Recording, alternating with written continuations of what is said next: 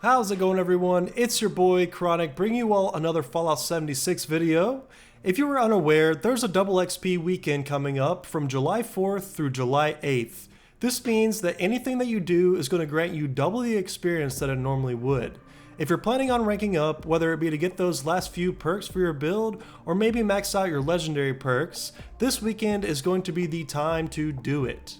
In this video, I'm going to be covering how to maximize your experience gain by showing you all of the gear, consumables, and buffs you need to farm West Tek and set you up for success to get absolutely insane amounts of XP this weekend. Before we get started, make sure to gently press that like button and subscribe to my channel to get more Fallout 76 content just like this video. Alright, so let's get into it. So the first part we're going to be talking about is the perks. Now, everyone has their own tastes and their preferences, but the main thing is you need to make sure that your intelligence is 15 to get the max amount of experience from your build. I'm rocking a railway rifle crit build, so let's take a look at what perks I'm using. So we're going to start off with 2 points into Bandolier. It's going to make my railway rifle bullets weigh 90% less, and they are super heavy. And Perception, I've got a lot of different commando perks just to get some extra damage.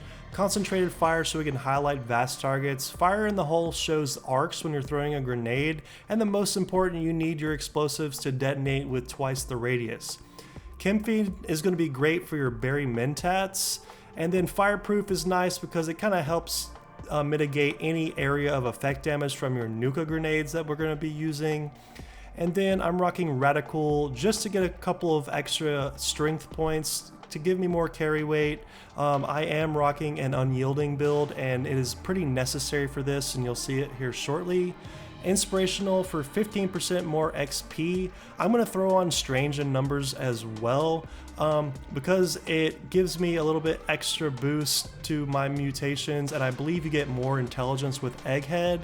Demolition Expert 5 is a must. We're going to be maxing out our Nuka grenade damage. And then I'm rocking Gunsmith because the railway rifle breaks very easily, and I like using this so I don't have to repair it so often. Action Boy, Escape Artist just to sneak just in case, and Adrenaline max rank to get that stacking damage bonus. Bloody Mess for a little bit extra bonus damage, 15%. You can take that one off if you don't feel like you need it. Better Criticals you need. Class Freaks you definitely need because it's going to help you all reduce those negative effects. Curator you need as well if you are using Bobbleheads and magazines. Starch Jeans is a must to make sure you keep your mutations. And Good with Salt is just a preference. You could take this off if you don't think that you are going to have issues managing the amount of food that you're making.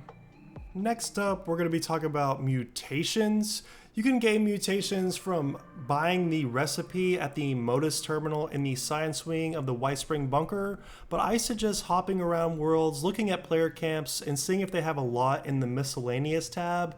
You can usually pick up mutation serums for 500 caps or less, and this is how I always do it. But first, I'm rocking Adrenal Reaction. You're getting plus weapon damage.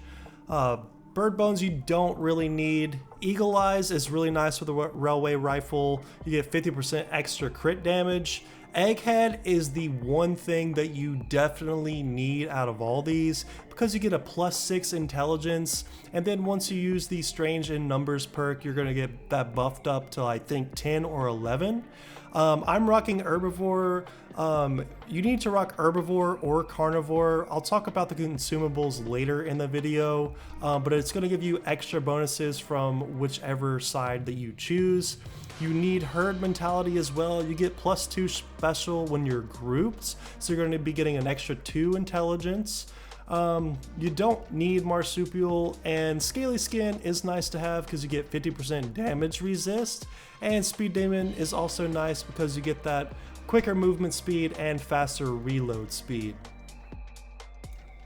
Next up, we're going to be talking about the armor that we're going to be using, and unfortunately you kind of need to be wearing unyielding armor. The reason is, each piece gives you +3 to all special stats as long as your health is low enough, so that's going to give you +15 intelligence along with every other stat. This is going to be great for getting XP. You can find this armor at a lot of player vendors, usually between 250 and 500 caps. If you're not finding it on your worlds and like traversing to different camps, just hop worlds until you find it. You need to be using this gear. Ideally, if you could get the +1 intelligence bonus for the second legendary trait, that's going to give you an extra +5 intelligence if you have a full set, but I don't have that, so I'm going to be settling with just the +15 overall. Now that we've talked about armor, let's talk about Under Armour. The best that you can get is the flannel shirt and jeans. Once you get the right lining for it, you can get a +4 intelligence bonus. You're going to be needing the shielded lining, which I currently don't have. The only way to get it is from doing the Queen of the Hunt daily, and even doing that, it's only a 5% drop. So I am just going to put the protective lining on. It's going to give me just an extra 1 intelligence. And we'll go over to the White Springs Resort and I will show you where you can get it. So in order to get the flannel and jeans, you're going to go to Cunningham in the Creekside Lodge, which can be found in the White Springs Mall. Just get the flannel shirt and jeans, and if for some reason it's not here for you, just hop worlds and try your luck on another one. And in order to get the linings, you can either find them in this first shop on the left at the shopping mall vendor, or we can go over here to the Free States vendor, just one room over, to get these linings. If they're not in the shops, just hop worlds. I suggest getting all 3 because you won't be able to get the shielded lining from the Queen of the Hunt event unless you have already purchased all 3 of these. Now that we've talked about what we're going to be wearing, let's talk about the guns we're going to be using. Like I said earlier, I'm rocking the Railway Rifle because it does insane damage with quad, 50% crit damage, and -25% action point cost. And for our secondary weapon, we're just going to need something that has the instigating effect on it. I've got the Blue Ridge Branding Iron. It does 100% damage against targets with full health, and this works on your Nuka grenades as long as you have your instigating weapon equipped, so just make sure that you have one of those. And then for the last weapon we're going to be using is the Nuka grenade. I do have the Explosive Expert perk on, so that's the damage I'm going to be getting. It does so much damage, it clears out huge areas in West Tek. In order to get the Nuka grenade, it can be found in explosive containers and dropped by a bunch of these different creatures that I've got up on the screen for you. Unfortunately, you cannot buy the plan at a vendor, so hopefully you already have it, and if you don't and you're not having good chances on drop rates, maybe just try circling around to other players' vendors and see if they have the recipe. Since the Nuka grenade is the most important weapon we're going to be using to clear West Tek as quickly as possible, let's see what it takes to make these. Let's go down to the Tinkerer's Workbench under grenades. We're going to need 1 aluminum, 1 frag grenade, and 1 Nuka-Cola bottle, along with a Demolition Expert 2 just to craft it. Now let's see what it takes to make a frag grenade. Now to make a frag grenade, we are going to need 2 adhesive, 1 aluminum, 2 fertilizer, 2 oil, and 1 spring. So this is going to be a bit more expensive than just the Nuka grenade itself. I had like 160 frag grenades stockpiled because I'm just a hoarder, but I'm also going to be crafting 200 plus more. So let's talk about how we can farm some of these materials to make frag grenades. To me, fertilizer is one of the biggest pains. I do have the Brahmin pin that gives me passive fertilizer, but I think one of the best ways to do it is to go down to the Silva Homestead in the western side of the map. Behind the Silva Homestead are going to be fields of corn, and then over here near this workshop there's going to be fields of razor grain. I suggest putting the green thumb perk on and just harvesting as many of those as you can. I think I was yielded with around 300 plants, and then I just let them spoil in my inventory. As you can see right here, spoiled vegetables, I have 493 spoiled vegetables, and for every 10 spoiled vegetable, meat, or fruit, you can turn this into raw fertilizer at the chemistry station. Make sure that you have the super duper perk equipped when you're making the fertilizer, because it's going to give you a 30% chance to yield another item. But you're just going to go to smelting, and then I'm just going to go ahead and make all this into fertilizer. And even though I have like essentially over 400 spoiled like goods, I feel like the yield still isn't that much. So I think I'm actually going to have to resort to actually buying the fertilizer from vendors just around the White Springs station. Now, talking about some of the other items that we'll be needing, I have videos on how to farm adhesive and on how to farm aluminum that I will be linking at the top as well as in the description of the video. And for oil, I found a guide at kevdoit.com that I will be linking in the description. These are a few locations and images of the map where you can find lots of junk items to scrap for oil. Then the same thing with springs, I found a guide on GameRant.com, which will also be in the description, showing y'all where you can go to loot items to scrap for springs. If you're in a time crunch, like I said earlier, purchasing all of these materials is definitely a viable option as long as you have the caps, and you can find all of these in bulk at the White Springs Mall.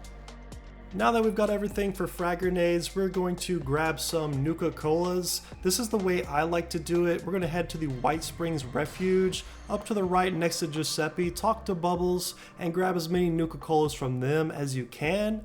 Then we're going to run down to the White Springs Mall, and there are a few vendors here where we can find some more Nuka Colas as well. Usually I check all these vendors, buy up all the Nuka Colas I can, even along with sugar bombs when I find some of those as well, and berry mentats every now and then. But just follow along to the vendors that I am showing you, and these are the vendors that you're going to be able to find Nuka Colas.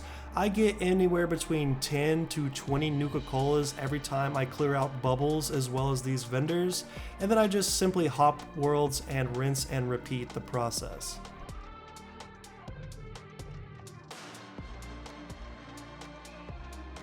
And as another alternative to using the White Springs Mall to get Nuka Colas, we can head over to the Nuka World on Tour fast travel location. And once we get here, we're just going to run down past the little arcade area, and tucked away back here are going to be Nuka Cola vending machines. I'm not sure in terms of speed if it's better to just do this over and over or clear the White Springs Mall, but you can use either of these methods that you'd like. But now that we've got all of our Nuka Colas, we pretty much have all the ingredients to craft our Nuka grenades. Now that we've talked about perks, mutations, armor, and the weapons you'll be needing to maximize your XP, now we'll start getting into consumables and other passive XP buffs. We're going to start off with two of the most important food items that you can be using to buff your experience. Both of these items, as well as the next two I'll be covering, can be found from Antoine at the White Springs Mall. But if you're an herbivore, you're going to be running with cranberry relish. I just made a video about how to get all these ingredients. I'll post the description below. And if you're a carnivore, you're going to be using the tasty squirrel stew. Both of these are going to give you 10% XP for an hour at their base level, but if you have the herbivore or carnivore perk, you're going to be getting 20% XP per hour, and if you add the strange in numbers perk on top of that, you're going to be getting 25% extra XP per hour. If you can't be bothered to gain the ingredients to make these two options, then you'll have to settle with canned meat stew or cranberry cobbler, and those are just going to give you a 5% base XP bonus. And now for the two best intelligence boosting items. If you're an herbivore, you're going to be using brain bombs, and if you're a carnivore, you're going to be using the broiled scorched beast brain. If you have either of those mutations, you're going to be getting +6 intelligence instead of the +3, and throw the strange in numbers perk on top of that and you'll be getting an additional +8 intelligence with these two items. And now that we've talked about the best food items, let's talk about some bobbleheads and magazines. Now, bobbleheads and magazines are a little bit more difficult to come by, especially the ones that are ideal for XP farming. But there are two bobbleheads that if you do have, it's worth popping. The leader bobblehead gives you 5% more XP for an hour and 2 hours if you have the curator perk. And then the intelligence bobblehead gives you +2 intelligence for an hour and then 2 hours if you have the curator perk. Now magazines, if you're an herbivore, you're really going to want the Live and Love 3. It's going to give you +50 healing from veggies and fruits, but it actually gives you more buffs from your brain bombs and your cranberry relish. And if you're a carnivore, you're going to want Backwoodsman 6 to get the 50% health from cooked food. It pretty much does the same thing as Live and Love 3, but for carnivores. And if you can't find either of those two for your specific mutation, the Live and Love 8 is always nice because you get +5 XP for 1 hour when you're on a team. Now for the last buff that we can get in terms of consumables, it is the Lunchbox that gives you 25% XP for an hour, and you can stack this up to 4 times. You can buy this from Sam over at Foundation for 100 gold bullion. It says he only has 3, but if you buy these and then you exit out of his shop refreshes and you can buy as many as you want. But you can stack up to 4 of these lunchboxes to get 100% additional XP for an hour. And if you don't want to spend your precious gold bullion on the lunchboxes, you can always go down to the utility section of the atomic shop. You can buy up to 40 for 1,000 atoms, 6 for 250 atoms, and if you just want to buy 1 at a time, you can spend 50 per lunchbox. Now we're going to be talking about camp allies and camp items. First is Leo Petrov. He can be bought for 4,000 gold bullion from Samuel and Foundation, and once per day you can give him a cranberry Nuka Cola to gain a 5% XP buff. And then we're going to be talking about Steven Scarberry, which is another 4,000 gold bullion from Samuel and Foundation. And he also gives you a 5% XP buff once per day, and these two are both stackable, and you have to have the ally reputation with these settlers to get both of these. We've only got 3 more buffs from the camp to cover. The first is the mechanical derby machine, which can be bought from Mortimer at the crater for 1,250 gold bullion. This is going to give you a +2 intelligence bonus for 30 minutes. Then we have the Sacred Mothman Tome that can only be gotten from the Mothman event, and that's going to give you 5% XP for an hour. And then finally we have the Well Rested bonus from sleeping in a bed, and at the minimum it is going to give you 5% extra XP for an hour. Feel free to pause this part. I have a complete breakdown of all of the XP and intelligence buffs that you can potentially get. I most certainly won't be having all of these this time around, but I'm going to shoot for it in the future. As you can see, you can get up to 83 intelligence, and if you see the cranberry relish and the tasty squirrel stew with those corresponding magazines, you could get 37.5% extra XP from those items. And another thing that I forgot to mention, you can get another 5% XP bonus from the Path to Enlightenment event, and the Night Person rank 3 perk gives you an additional 3 intelligence at nighttime. If you ever find that it's nighttime when you're grinding, feel free to throw that on. Having that extra 3 intelligence is super helpful. And to finish out the video, I'm going to be giving you all an example run of West Tek and doing it efficiently. I did forget to mention that you should be on a casual team with a full party to get a +4 intelligence bonus, but I have no buffs currently going through this. If for some reason the enemies in this West Tek are not level 100, then you need to do the Secrets of West Tek quest. It is very short, just look it up on the Fallout wiki. But after we clear out these first couple of rooms, we are going to head over to our left in these double doors, pull out our instigating weapon, make sure it's equipped in your main hand, and then favorite your Nuka grenades. And then we are going to line up this grenade into the center of the room over here. You want that circle to go over the railing and kind of walk away. Now we're going to walk down here. There's going to be 2 more enemies that we're going to take out with our weapon. After we've taken out these 2 enemies, I actually forgot to pull my instigating weapon out right here. But you want to pull that out and aim for the 3rd beam down and then hightail it out of there.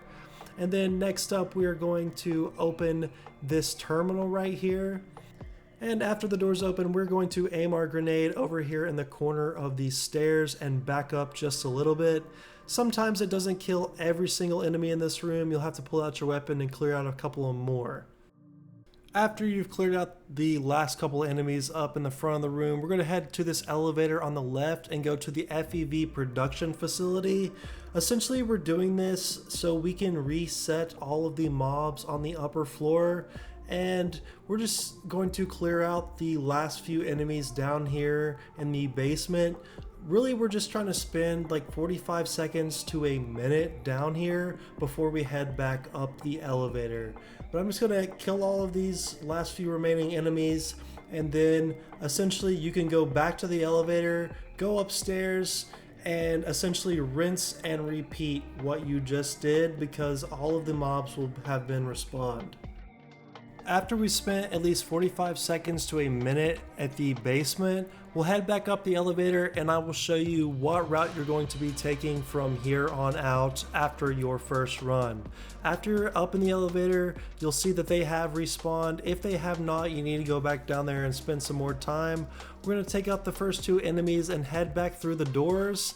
Take out two in this main little area, and then we are going to open this door with our instigating weapon, throw a Nuka grenade, run up here, pull out our main weapon, and clear out a couple of more just so we're not getting shot in the back.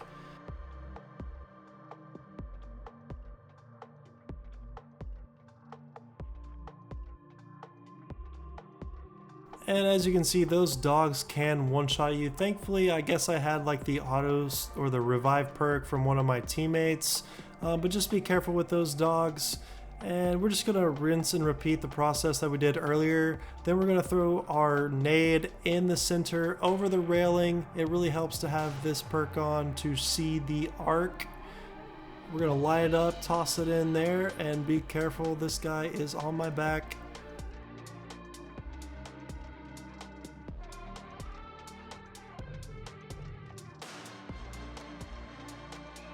Then we're going to run back to the big room that's accessed with the terminal. We're going to open up the terminal and then once again just toss that nade into the back left stairs. Alright, ladies and gentlemen, we have finally finished the video. If you have made it this far, thank you all so much for watching. If this video helped you all, or maybe showed you something that you didn't know already, feel free to give it a like and maybe even subscribe to my channel, because I put so much effort into this video. Anyways, I wish you all luck in this upcoming double XP event. I hope you get so many levels, you grind that scoreboard, and you end the weekend feeling satisfied from your progress. Well, as always, this has been Chronic. Thank you so much for watching, and I hope you have a fantastic day.